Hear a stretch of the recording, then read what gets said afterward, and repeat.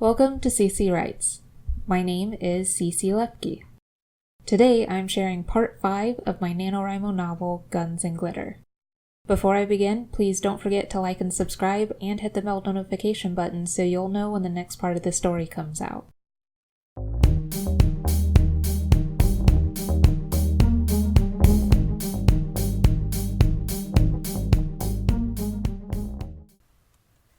Kira was 6 feet tall, with an athletic build that bordered on slightly too thin.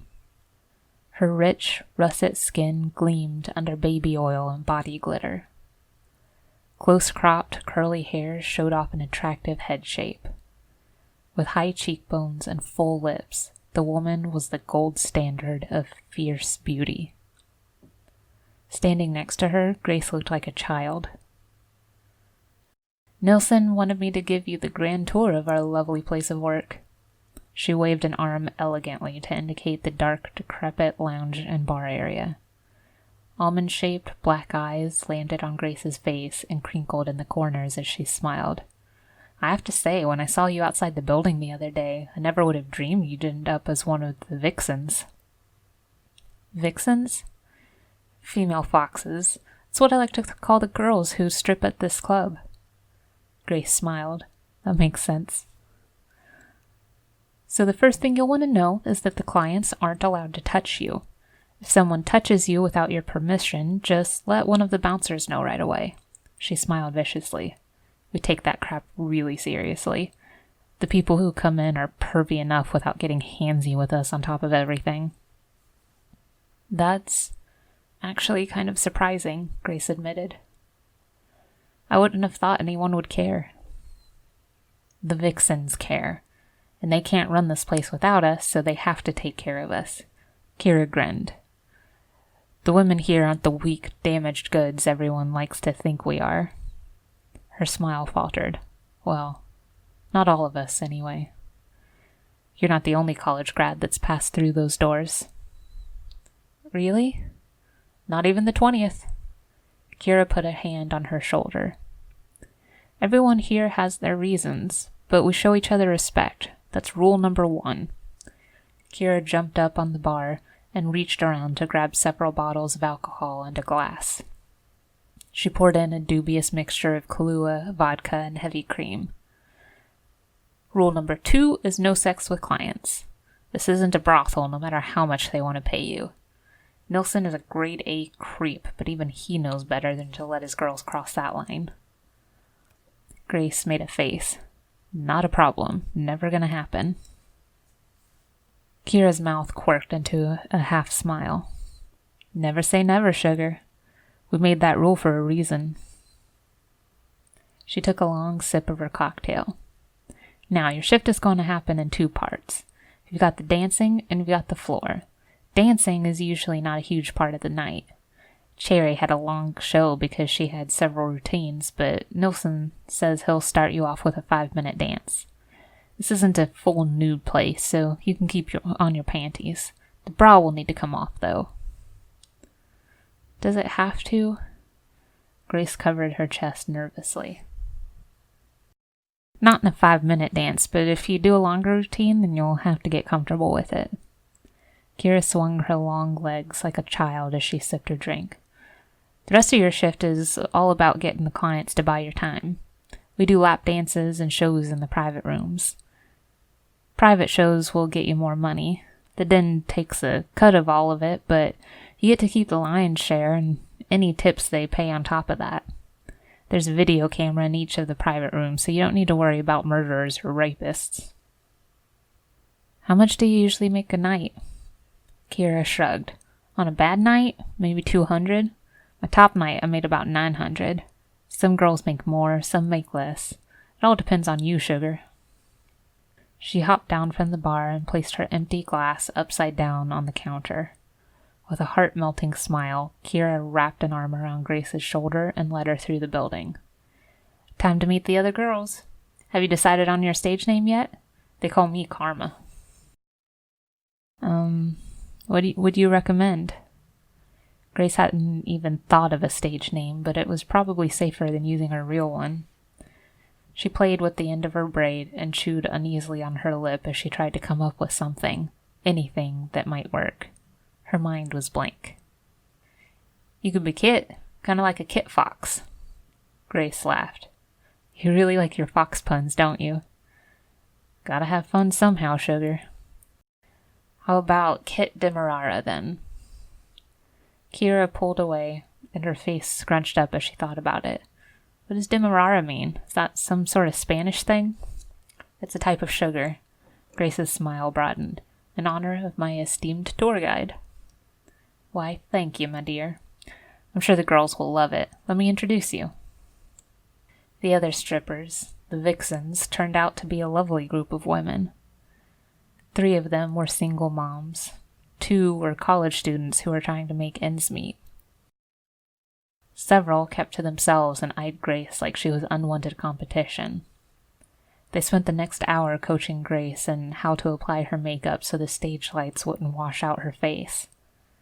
When they learned that Grace had never given a lap dance, they laughed joyfully and proceeded to teach her their favorite techniques. Grace was fully red-faced by the time they were done. Finally, the club opened, and Grace was fully dressed, or possibly undressed, in red lingerie that nicely complemented her olive skin.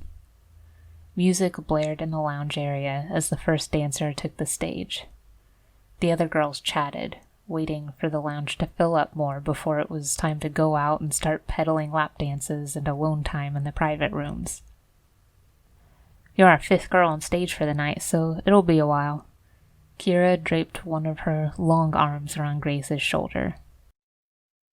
"You'll want to get out on the floor and introduce yourself. Let them see your face and what you've got to offer."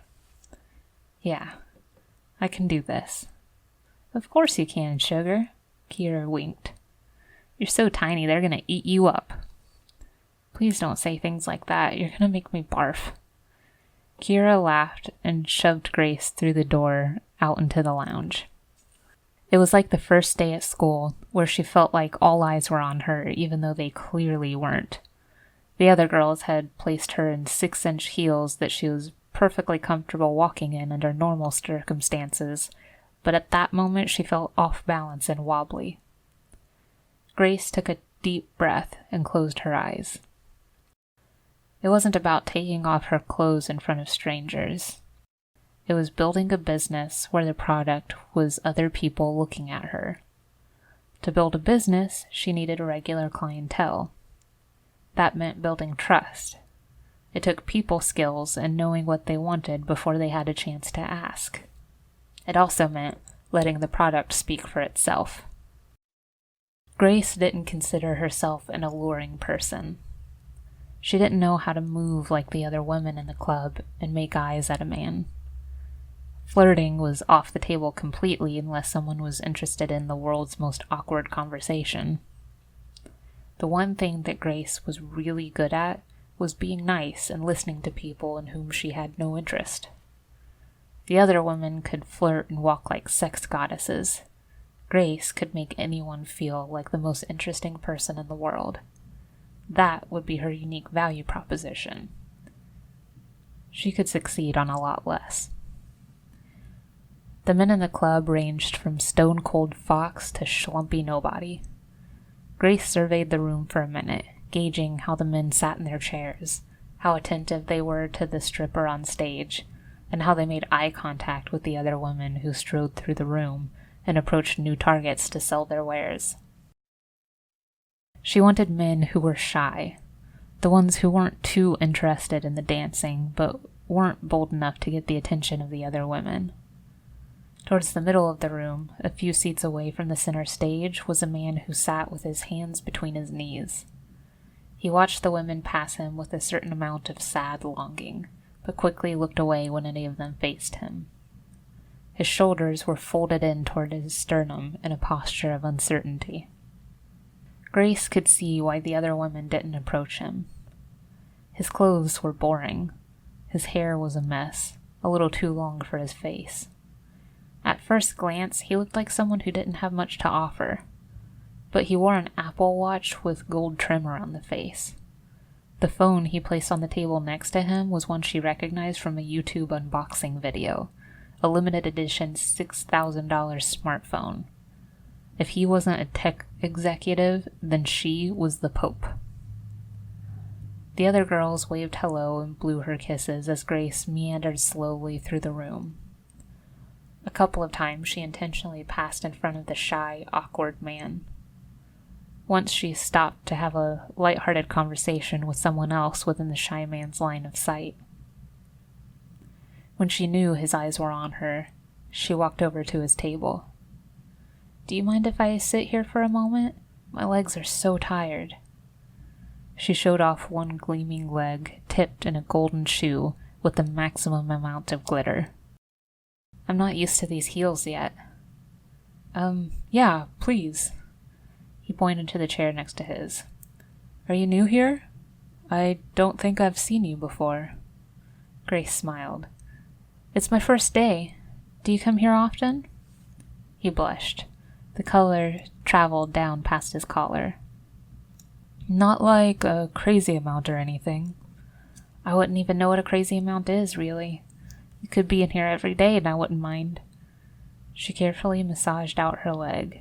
In her periphery, she saw him watching her hands work down her calf muscles. "What's your name?" "Joseph Baxter." His voice was very quiet. She recognized the name. He was the CTO of PazTech. He was surprisingly young. "I'm Kit Demerara." "Ah, like the sugar. That's clever." "I thought so too." She grinned. "So do you come here for the articles, or?" Joseph laughed.